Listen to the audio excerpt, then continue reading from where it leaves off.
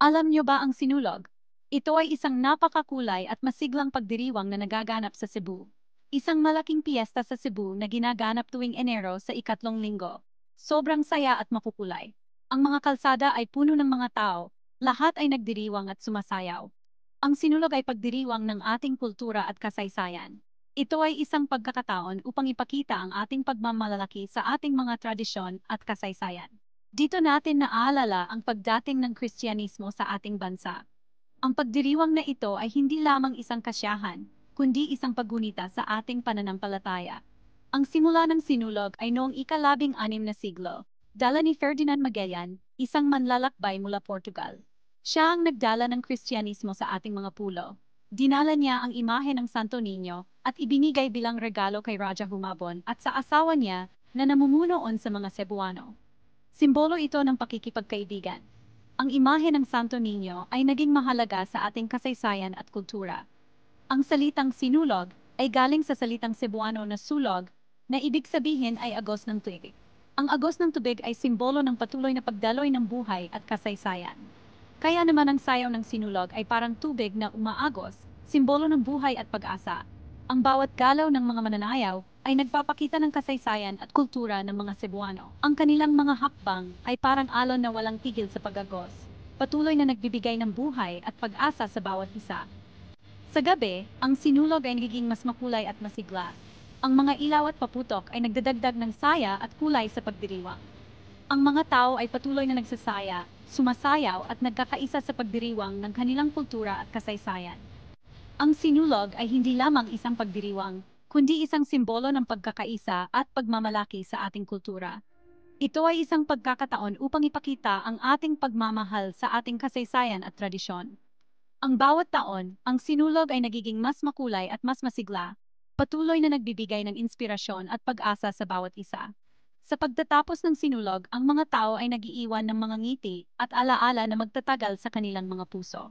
Ang pagdiriwang na ito ay isang patunay ng ating pagmamahal sa ating kultura at kasaysayan. Hanggang sa susunod na taon, patuloy tayong magdiriwang at magpapasalamat sa ating mga tradisyon at kasaysayan. Kilala ang sinulog sa mga nakakasindak na pagdiriwang. Ito ay isang taunang selebrasyon na ginaganap tuwing ikatlong linggo ng Enero sa Cebu City. Ang sinulog ay isang pagdiriwang na nagpapakita ng kasaysayan at kultura ng mga Cebuano. At ito ay isang paraan upang ipagdiwang ang kapistahan ni Santo Niño.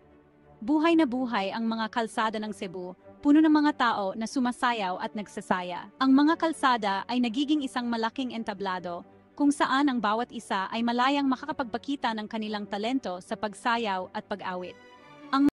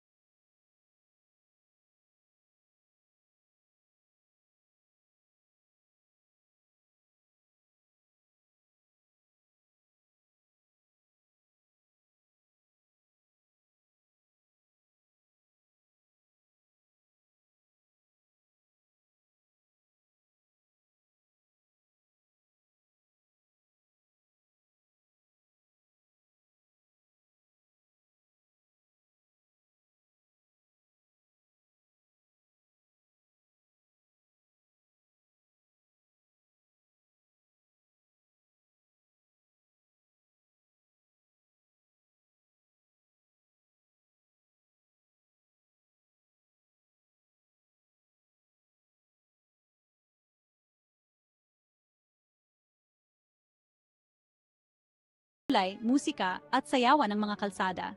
Ang bawat sulok ng kalsada ay puno ng kasiyahan at pagdiriwang. Ang mga tao ay nagkakaisa sa pagdiriwang ng sinulog, anuman ang kanilang edad, lahi o relihiyon. Lahat ay masaya at nagdiriwang. Ang sinulog ay isang pagdiriwang na nagdudulot ng kasiyahan at pagkakaisa sa mga tao. Ito ay isang pagkakataon upang makalimutan ang mga problema at magdiwang kasama ang pamilya at mga kaibigan. Sa sinulog, makikita mo talaga ang kultura ng mga Cebuano. Ang kanilang pagmamahal sa kanilang kasaysayan at tradisyon ay makikita sa bawat aspeto ng pagdiriwang. Ang sinulog ay hindi lamang isang pagdiriwang, kundi isang pagpapakita ng kanilang pagkakakakilanlan at pagmamalaki sa kanilang pinagmulan. Hindi lang naman puro saya at saya ang sinulog. Ang makulay na pagdiriwang na ito ay hindi lamang tungkol sa kasiyahan at sayawan sa mga kalsada. Isa rin itong relihiyosong pagdiriwang. Ang sinulog ay isang malalim na tradisyon na nag-ugat sa pananampalataya ng mga tao. Ang sentro ng debosyon ay ang Santo Niño. Ang imahe ng Santo Niño ay may malaking kahalagahan sa puso ng bawat deboto. Ang imahe ng Santo Niño ay sinasabing milagroso. Maraming kwento ng mga himala at pagpapala ang ikinukwento ng mga deboto. Bago ang mismong araw ng sinulog, mayroong 9 na araw na nobena kung saan nagsisimba at nagdadasal ang mga tao. Ang novena ay isang serye ng mga misa at panalangin na iniaalay para sa Santo Niño. Ito ang paghahanda para sa kapistahan, panahon para magdasal at magnilay-nilay. Ang bawat araw ng novena ay isang pagkataon para sa mga deboto na mag-alay ng kanilang mga panalangin at pasasalamat. Sa araw ng sinulog, inilalabas ang imahe ng Santo Niño sa prosesyon at libo-libong deboto ang sumasama. Ang prosesyon ay isang makulay at masiglang pagdiriwang na nagpapakita ng kanilang pananampalataya. Nag-alay sila ng mga panalangin at pasasalamat. Ang mga deboto ay nagdadala ng mga bulaklak at kandila bilang simbolo ng kanilang debosyon. Ang Santo Niño ay simbolo ng pag-asa at pananampalataya para sa mga Cebuano. Ang imahe ng Santo Niño ay nagbibigay ng inspirasyon at lakas sa mga tao. At ang sinulog ay pagpapakita ng kanilang malalim na debosyon. Nakaka-inspire, di ba? Ang bawat sayaw, bawat awit at bawat panalangin ay isang patunay ng kanilang walang hanggang pananampalataya at pagmamahal sa Santo Niño. Section 4. Mga tinig ng sinulog, kwento ng pananampalataya at pagdiriwang. Ang dami-daming kwento tungkol sa sinulog. Mga kwentong nagpapakita kung gaano kahalaga ang pagdiriwang na ito. Tulad ni Aling Ising, isang matandang babae na taon-taon sumasama sa sinulog para magpasalamat sa mga biyayang natatanggap niya. Nariyan din si Miguel, isang batang mananayaw na ang saya-saya tuwing sinulog.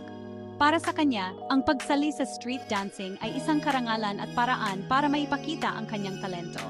Kahit ang mga turista bilib na bilib sa sinulog. Ang saya-saya daw at ang ganda-ganda ng mga palabas. Siguradong hindi nila malilimutan ang karanasan nila sa sinulog. Section 5. Pagkakaisa sa ritmo ng sinulog. Ang sinulog ay higit pa sa isang pagdiriwang. Ito ay simbolo ng pagkakaisa ng mga Cebuano. Kahit iba-iba tayo ng estado sa buhay, lahat tayo ay nagkakaisa sa sinulog. Mayaman o mahirap, lahat sama-sama. Nagpapaalala ito na lahat tayo ay pantay-pantay. Ang ritmo ng mga tambol at ang sigaw ng Pit Señor ay nagbubuklod sa ating lahat. Sa sinulog, nakakalimutan natin ang mga problema at nagkakaroon tayo ng pagkakataon para magkaisa. Pagkakaisa, pagbibigayan, at pasasalamat, ito ang diwa ng sinulog. Mga aral na dapat nating pahalagahan. Ang sinulog ay nagpapaalala sa atin ng tunay na diwa ng pagiging Pilipino.